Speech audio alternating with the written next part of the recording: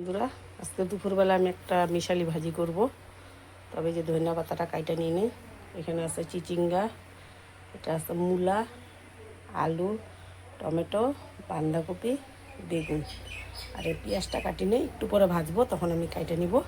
তো বন্ধুরা, আজকে দুপুরে ভাজি বানাবো। কালকে রাত্রের মাংস আছে, মাছও রান্না করা আছে, ওই জন্য আজকে ভাজি বানাবো। তেল গরম হয়ে গেছে। এই যে মিশালি ভাজিটা কাটলাম সকালে, এখন আমি সব মিশা একসাথে ভাজবো।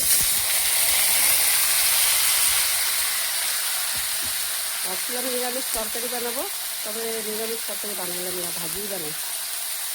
মিশালি ভাজি খাইতেও স্বাদ লাগে। দিয়ে দিব হলুদ, দিয়ে দিব স্বাদ মতন লবণ। তবে লবণটা অতিরিক্ত দেওয়া যাবে না, এটা মরিচা অল্প হয়ে যাবে। বন্ধুরা, আন্দাজ মতন দিলাম। নামানোর সময় দিব ধনিয়া পাতা।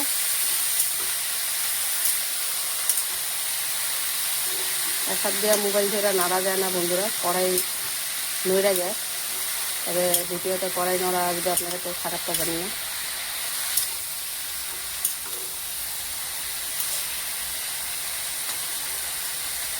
এটাকে আমি ঢেকে থেকে আস্তে আস্তে করে আগুন দিয়ে ভাজবো। বন্ধুরা, যে মিশালি ভাজি হয়ে গেল। তা আরও আগে দেখাইতাম, একটু আমার ইউপির থেকে ফোন আসছিল দেওয়ারের বোর, অনেকক্ষণ কথা বললাম। তা বন্ধুরা, ভাজিটা তো হয়ে গেল। এখন ধনিয়া পাতা দিয়ে নামায় দিব, গ্যাস নিভাই দিব। আর এই যে এখানে দুধ গরম করলাম। তা বন্ধুরা, আজকে আমি চান করি নাই, তা আগে রান্নাটা করে নিলাম, অনেক গরম। তবে বড় মানুষ খাওয়ার তো কেউ নেই যে চান করে রান্না করতে হবে, আমি আর ছেলেই। এখন হয়ে গেল। এই ভাজিটা খাইতে খুব স্বাদ লাগে, ওই জন্য তরকারি করলাম না, মিশালি ভাজিই বানালাম। বন্ধুরা, অনেক তেল আছে, এখন আমি এটা এরকম করে রাইখা দিব। গ্যাসটা নিভাই দিলাম।